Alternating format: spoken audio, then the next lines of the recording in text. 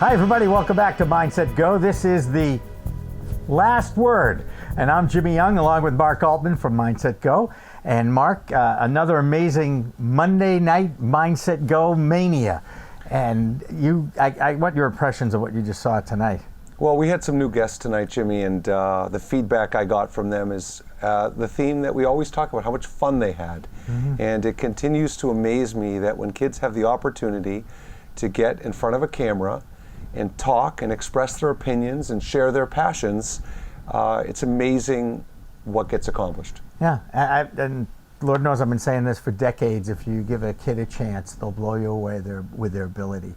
And that's what we try to do here at Mindset Go, and we see it every night. I especially want to point out that there was someone in the room tonight that hasn't really been around and hasn't really been part of the whole new Mindset Go mania, and his name's Joe Braverman. And I'm so impressed with the fact that, first of all, he's from the hood. He's from this area. Second of all, he just stepped right into the host chair like he'd been doing it his whole life. And he's only been doing it, I think, for about 4 years now, which is 4 or 5 years.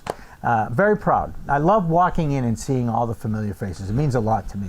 Well, and I think, Jimmy, when we talk about the methodology that you created at Young Broadcasters of America and carrying that over to Mindset Go, I think it's people like Joe, but I also think it's the Tom Kellys, and even more so, I look at the 3 people that have been so actively involved in what we've been doing, Alex Barth and TJ Horgan and Nicole Spiller, and I'm so proud that they're a part of Mindset Go, and they represent what we're trying to do so well, and the mission and the goals, so I'm feeling very grateful tonight for the people that are involved in this. That's good, and I'm looking forward to looking at the quality of the work that we were able to produce as well.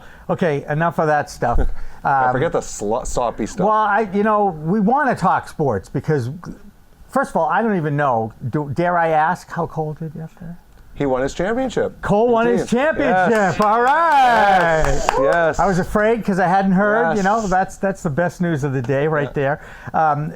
Second of all, by the time people get to look at this, both the hockey and the basketball seasons could be over. Hockey ended last night, and I missed the skating of the cup. Well, Jimmy, I got to tell you, I've got a bigger breaking story. What's that? Last week, I received a text from you that there was a soccer game where a team actually scored 3 goals. Not just any team. Was it more than 3? It was the United States national team, and they ended up with 4 goals. Well, okay. So, and as I said to you, you need to, how like in a baseball game when a team scores 15 runs and you don't score them all in one game? Yes. Well, that's what I was thinking about soccer. Like, that was just, you got to conserve. I know. They scored 1. And more importantly, they ended up winning that group, and they've made it into the knockout round. They'll be playing Ecuador in Copa America. And you can make all the fun you want about the game, but if you don't root for the U.S. national team, you are not American. No, I am rooting for the team, but I know there's a lot of viewers out there. I just want to call my attention to this. I know you guys are interested in sports like basketball, baseball, football, but the real story tonight is, Jimmy, what's the scouting report on Ecuador? Ecuador actually has a very good team. Yeah. And I have watched a little bit of them play already in the Copa America. The thing about the United States and their style of play, it actually matches up better with South American teams than it does with European teams. So in this particular case, in this particular tournament, as long as the United States avoids Argentina, they actually have a chance to advance. So that's how I feel about this. All right, let's get on to it. I can't believe you got me talking about soccer. That was the biggest mistake I ever made. I don't even know what I did there. So Jimmy, let's go on to a different topic. Tonight could be a really special night in sports. LeBron James could enter very uncharted waters of 5 championship losses. I'm pretty excited for him to accomplish that.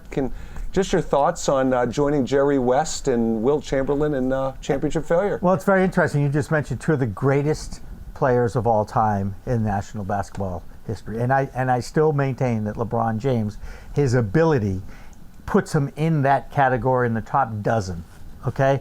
What has been really apparent to me is his style and his unselfishness has actually hurt his development and perhaps has cost his teams some championships because I think he can get to the basket anytime he wants to. I think he can drive by anybody, overpower anybody, and get to the hole anytime he wants to. But it's the want to, and that's what's missing. Well, I got to tell you, I was more concerned about his psychological state because I knew that Draymond Green really hurt his feelings with that name he called him. So I thought maybe that we could send a referral to the Cavaliers team doctor for a psychologist, because I don't want him to be sad. We'll give him a participant trophy. Give him a participation trophy. Exactly. He's still the greatest basketball player on the planet as far as tools go. It's the heart that is missing. I just want to ask one more thing about this. We talked earlier tonight on one of our shows about the difference between an MVP, best player, and an MVP. That was Alex's. Yeah, and to that point, one thing that I would bring up is how you inspire your teammates. And I think that's a category, and I think really that is an area where LeBron really lacks. I just don't think he does a great job inspiring his teammates. No, and again, I think that's a factor in why he hasn't been able to win as many championships as some of the other guys. But you know what? He is still an incredible, phenomenal, athletic basketball player, and can do everything well. When he shoots 3-pointers from 4 or 5 feet behind the arc, like a jump shot that anybody can make from 10 feet, it's bizarre to me. Now, Jimmy, I thought a great way to wrap up tonight. Nicole Spiller, what do we call it? The 5 fave? 5 faves. Okay, I'm going to do Jimmy Young's 5 faves. Here we go. Ready? Wait, hang on a second. You're going to ask me my 5 faves, yes. or I'm going to ask you? No, I want to ask you your 5 faves. Oh, God. Okay, good. This will be easy. Okay, Jimmy, first, yes. Your favorite obscure African country soccer team? Oh, it's got to be the Indomitable Lions from, aren't they from Cameroon? Aren't they the Indomitable Lions? Yeah. Okay. Second question is a New England Revolution player that anybody's heard of. Favorite New England Revolution soccer player. Well, I like Diego Fagundes. I like the young kid that's really fast, and he's been terrific. Okay. Yeah. All right, I got to keep thinking, Jimmy. I got going. two Now minutes. you got to know. I got to change. Yeah, now you put me on the spot. All right, Jimmy. Favorite protege at Young Broadcasters of America. That's not fair. Oh, that's not fair. That's it. Well, as I hear Lauren in the background, but I will say this: she's on our bad list because we've asked her to join us as a mentor. We've asked her just to call and say hello. I think Alex has actually reached out to her, and she's gone big time on us, which she will get a lecture from me about TV-itis. And okay. But that being said, this guy on the right here, I got to say, Alex Barth is my favorite. Yeah. All right. And who is your favorite person you've ever interviewed? Besides Vendela? I'll tell you, this is not something. I've interviewed Ted Williams, which was great, needless to say. But that was my dad, right? I had an interview with Joe Paterno in the 80s. This was before Joe Paterno got a little older. And for 20 minutes, I learned more about people, about coaching, about motivating young men. It was a fascinating interview with Joe Paterno. So that's one of my favorites. But I mean, I've had Rick Pitino on one night. I had the great Larry Eisenhower and Houston Antwine on from the Boston Patriots. I've had Ralph Branca, who pitched to Bobby Thompson and had the shot heard around the world. Dave Henderson, the late Dave Henderson, made an appearance on my show, and that was a tremendous night, needless to say. Now, to our folks at home, before I get to the fifth question, it's very unusual when you ask Jimmy a question, he doesn't answer the exact question. He goes on and answers a 4 or 5. So you really want me to come up with one favorite? Yeah, well, I'll tell you, I keep going back to Paterno. But on the show, on New England Cable News, the show, when and especially the kid show, when Bobby Orr came on, I mean, forget about it. There's nothing left. There's nothing better. There's no one better. Was he better than Cal Clutterbuck? I don't even know who that is. And not only don't I know who that is, it's also the 5th time I've heard the name tonight. And I have no idea who it is. All right, Jimmy, last question. Yeah. Easiest question of all. Who is your favorite boss at MindsetGo? Well, I have to think about that. Cole Altman is raising his hand. I just want to say that Cole is raising his hand. That being said, but needless to say, Mark, if it wasn't for you, we couldn't do this. And that I really, really appreciate.